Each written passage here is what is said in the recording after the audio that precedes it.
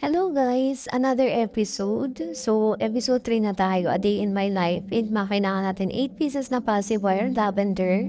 Meron tayong bunting, flower stem, yung tip, flower tip natin. Tapos, glue gun, glue stick. So, ayan. Meron tayong 8 passive wires dyan. Kaya na mag-decide if dark or a lavender color, like violet na color ng fuzzy wire yung gusto nyo. So, tutupiin nyo yan sa gitna. And then, gugupitin niyo siya. Pwede niyo pagsabay-sabay ng gupit. Kaso ako kasi gusto ko siyang sure na pantay. Kaya, isa-isa yung ginagawa ko. Yan. So, ayan. Pagkagupit niyo doon sa dalawang parts, gugupitin niyo ulit. So, yung isang fuzzy wire dapat magiging 4. Yan. Magiging 4 na peraso siya. Yan. So, inisa-isa ko lang. So, ayan. Tinuro ko lang sa inyo. Pero may mga nakaredy na ako dyan para mamaya. Tapos, isusukan niyo siya sa middle finger niyo. Tutupiin. Tapos, iti-twist. Pababa, pantayin nyo na lang, kayo na bahala. Alam niyo na paano gawin yan. Para mukha siyang petal. So, ganyan, magiging ganyan siya yung product natin. And same process lang dun sa mga naiman na nagupik na natin. So, huwag nyo siya sa middle finger yung mas madali.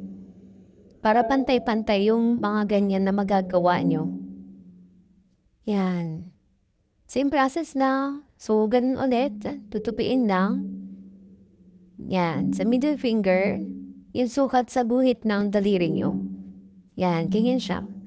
Yan, ganyan yung reason kung bakit panteng-pateng gawa ko sa ating pipe cleaner kung tawagin. Kung tawagin siya, pipe cleaner daw po, no? So, same process ng twist lang, tapos ilalak, then napagya dyan. Tapos yung mga nagawa nyo na iba, ayan na yung mga nagawa ko. Yung nagawa nyo yung iba, iset aside nyo muna, tapos same process lang yung gagawin nyo. So, kumuha na akong flower stand dyan. Yan, itidikit ko na siya. So, ipapakita ko sa inyo paano itikit. Yan, kagaya ng dati. So, pag mainit or bago bitawan yung glue gun, yung pagdikit natin dyan, make sure na nakadikit na siya bago niyo siya bitawan para hindi na kayo ulit. Pero pagka may mga part na kumakalas, pwede nga naman siyang ulitin as long as maayos yung gawa niyo. So, ayan, yan, pinipit-pit ko lang siya para talagang dumikit. I think nag-vlog pa dyan na isa eh. So, inulit ko na lang siya. Then, magpo-post tayo para matapos ko. Kasi kung isa-isa yan na antayin nyo sa video, ang tagal. Almost 20 minutes ko rin siyang ginawa. Kapag ka-recorded lahat. So, ayan, ayusin ko lang. Yung nalaglag, ididikit ko lang ulit. So, ayan. Kaya na bahala, basta pagbukain niyo siyang bulaklak. I think may nalaglag na isa dyan na yan. Nalaglag na siya, diba? So, ayan. Dikit niyo lang ulit kapag kaganyan. Tapos, isecure niyo na lang pagtapos yun na itikit lahat. Kasi pwede nga namang ulitin yung pagtikit. Yan. Tapos, pause muna tayo, guys. Ayan. Ididikit ko na siya para makita niyo yung kasunod since matagal siya tapusin. Pag isa-isa ko siyang ipibideo. So, ayan na, magka-cut ako. Yan. So, ayan na, diba? Nasa gitna na ako. Tatapusin ko lang yan. Same process lang din. Ititikit ko lang ng paulit-ulit.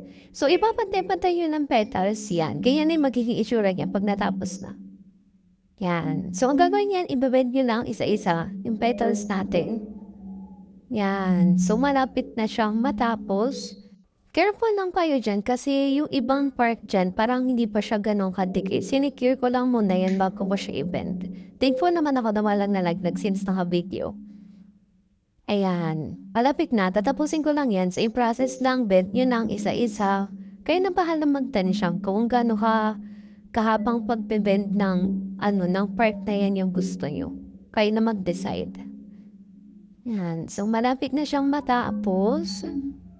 Saglit lang mag-bend guys, yung pagdidikit lang talaga ma-effort masyado kasi isa-isa siya. Since isa-isang lalagyan ng glue gun, tapos isisecure mo siya bago mo siya bitawan. So, ayun. Sa pag-bend, madali na lang yan, basta nakadikit na siya lahat.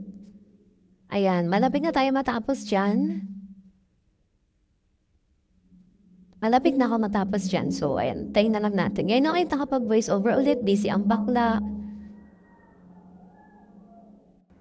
Yan. So, since matatapos ko na siya, ang susunod na gagawin natin dyan, prepare nyo na yung, yung flower tape nyo. Yan, tapos ko na siya, di ba? Yan, finished product. So, kagaya nung nagawa ko ng umpisa, yan yung nakaraan na pinicturean ko. Tapos, set aside nyo muna yan. Kuha na kayong flower tape, ready nyo na flower tape nyo. Alam mo yung nagagawin dyan. So, stretch nyo lang yan, may pandikit yan din, kailangan lagyan ng pandikit. Di na ako naglugan dyan kasi madali naman siyang tumikit.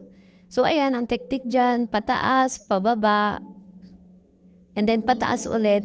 Ang teknik pala, so, i-roll nyo siya pataas, tas tsaka nyo siya ibababa para talagang kakapit. Kasi may time minsan na pag nag-roll ka ng ganyan, hindi siya agad dumidikit. Buti nga ngayon, mabilis na akong mag-roll, hindi kagaya dati.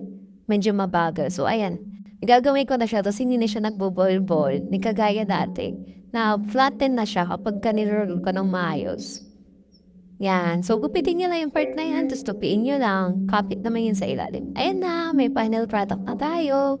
So, bike cleaner episode 4 or episode 5. Di ko alam, basta yan yung gawa ko. So, ayan. Thank you sa panonood. End of video.